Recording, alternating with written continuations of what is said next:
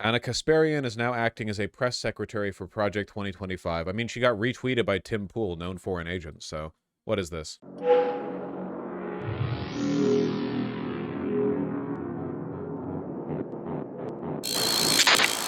There's other stuff.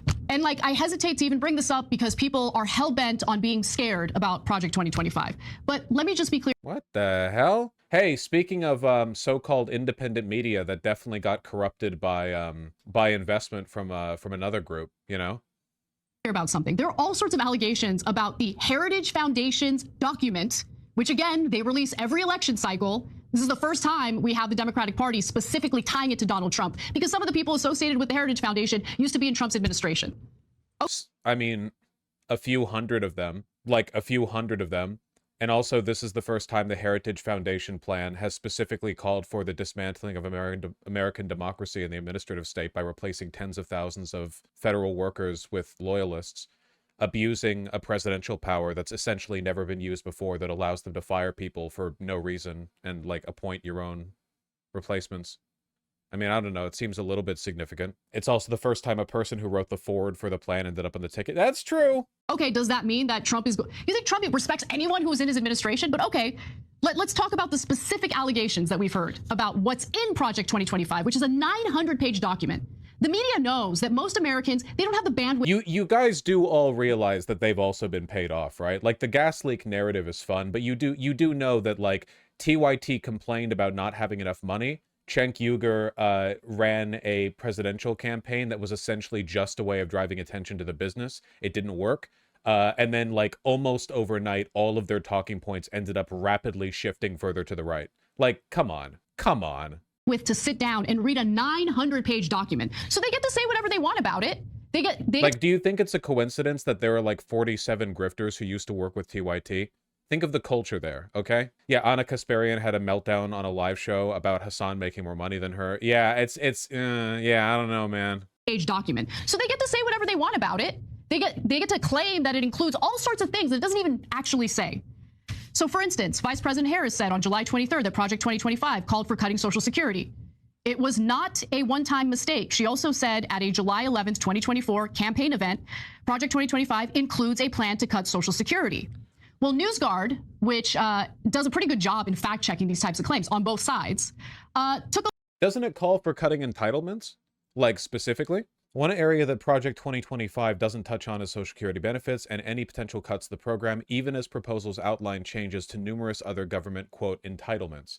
Considering the fact that the Republican Party has signaled they want to cut Social Security spending anyway, I feel like a broad, non-specific attack, entitlements, can be read pretty clearly as an attack on Social Security. Yeah, in a March 2024 CNBC interview, Trump said of entitlement programs such as Social Security, quote, "There's a lot you can do in terms of entitlements, in terms of cutting."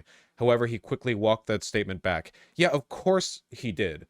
Because the Republicans have wanted to cut Social Security for a while. But if you can't run on that, their whole base is boomers. Obviously, they can't run on that. If they say it, they have to walk it back. The problem is like, if you're fact-checking somebody for making claims and that person is a liar, what do you do when the liar says they don't believe a thing it seems like they believe? Like, if Donald Trump says, oh no, I'm not going to cut Social Security, I just don't believe him. Sorry. Look, and they found out that the Project 2025 policy playbook titled Mandate for Leadership, the Conservative Promise, does not even mention any proposed changes to Social Security. I mean, it mentions entitlements. Like, again, it's like, how much credit are you willing to give the group of militant fascists who are looking to dismantle our federal government when they signal it's something but don't explicitly say it? I mean, what do you want? The crazy thing here is that, like, didn't the Young Turks, like, they're literally building a brand off of being a dissident that challenges power, and yet they are just accepting the Heritage Foundation at their word, like the most obvious liars in the world, the most straightforwardly dishonest, we are writing a plan to destroy democracy guys in the universe. And it's like, well, no, their plan doesn't specifically say they want to change Social Security. It's just something that their leaders keep mentioning and then walking back. And also they're talking vaguely about entitlements, but not specifying what exactly they mean. You know how it is. On page 605, they recommend shifting Social Security from the federal government to state governments. I don't even remember that part of the plan. 605 in the doc or 605 on page? Anyone else get really annoyed by that, where you don't know if a person means the page number of the PDF or the page number of the actual document? And I know people usually mean of the actual document, but sometimes they don't, and then you go to the wrong one of the two and you're confused for a second, and then you're... Yeah. The states, worker-led benefits experimentation. Worker-led? Socialism? Is this the greatest Heritage Foundation governing plan of all time? Remember when Anna Kasparian was praising the Teamsters guy for speaking at the RNC in a speech that was so hated and disastrous that it was condemned by the entire left, including the left-leaning workers of the Teamsters Union? The next conservative administration should encourage UI innovation by capitalizing on a key feature of the system principle of conservative policymaking, federalism. State governments already administer unemployment benefits and have broad discretion over their program. Existing statutory language in the Social Security Act does not prohibit non-public organizations from administering the program, nor does it specifically authorize states to do so. Hey guys, do you think that privatizing Social Security or leaving it to the states is going to increase or decrease Social Security benefits for old people? Just really quick, just think back to history for a second, what it means when programs are delegated from the federal government to private corporations and or individual states. And I just want you to think, all the boomers who live in Louisiana, how's your Social Security gonna fare from your bankrupt ass state? At least we're not Mississippi. Yeah, but you're not as far off as you'd like to be. Okay, great. Left-leaning news outlet, thegrio.com, advanced the myth that Project 2025 proposes banning Muslims. The mandate for leadership includes no mention of a Muslim ban or any religion or ethnicity-specific entry ban. You know, Trump's Muslim ban also didn't specify Muslim ban. It banned a set of countries identified as security risks by the Obama administration. Like, this is literally the same talking point Republicans did back in, what, 2017? Where they were like, it's not a Muslim ban, it's just a targeted immigration ban from these countries that all happen to be, like, very majority Muslim, you know? Wait, is she literally using statements by some right-winger idiots for her argument? She's reading out a quote. Oh my God. I mean, I don't know. It's just like, as a general rule, whenever you see people say stuff that doesn't make sense, it's probably because they're being paid to say it. I'm really sorry, but that is how it is most of the time, okay? When you see people who are saying things that are, like, incompatible with reality or with previous views that you know they've held, if they've demonstrated that they're capable of proper reasoning and analysis, and then they randomly just start saying things they should know better about, they're probably getting paid to say it, guys. Like, Anna Kasparian, put the fries in the bag, girl. You know, you think she wants to, you think she wants to go back to a, you know, doing a 9 to 5? Like, we all know, everyone who works on YouTube knows how lucky they are to not be putting the fries in the bag. They are, I mean, myself included. Thankfully, you know, I run a lean ship. I managed to make my my quotas off of YouTube AdSense and you guys donating. I don't need to defend Project 2025. Do you think the majority report guys are grifters? I mean, there's a lot of people there, but I don't think I've ever seen them do or say anything that reeked of it to me.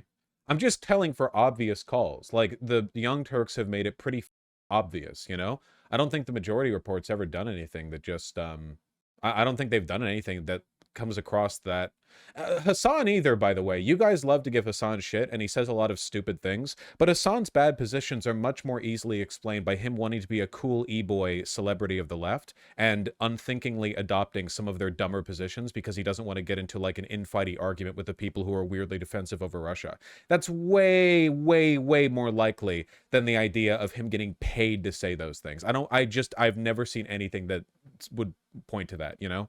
You just have to think of the likely explanation, you know? Hassan's trying to appeal to a specific audience. I think he believes what he says, and for the most part, the stuff that he says is correct.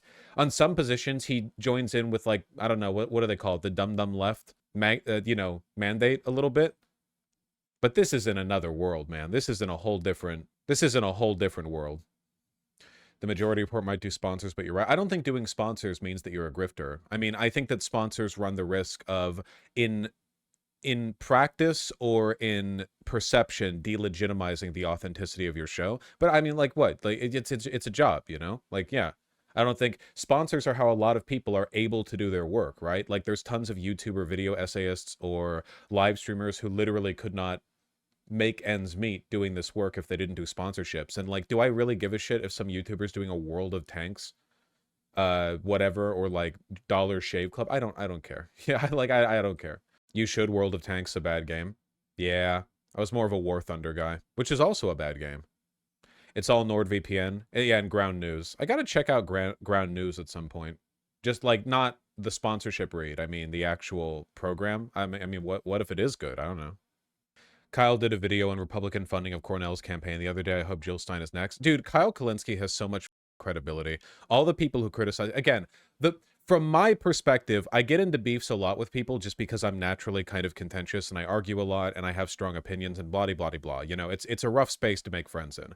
But like, you have to learn to read the room when it comes to perceived credibility. Kyle Kalinske is so cool, dude. You know, I talk to him sometimes. He's just like really chill. It's not even like like, I'll put it this way, okay? I've talked with a lot of YouTube lefty video essayists, like BreadTube types, and every single one of those conversations has at some point it felt like both of us were being put in a room with a sniper overlooking it, okay?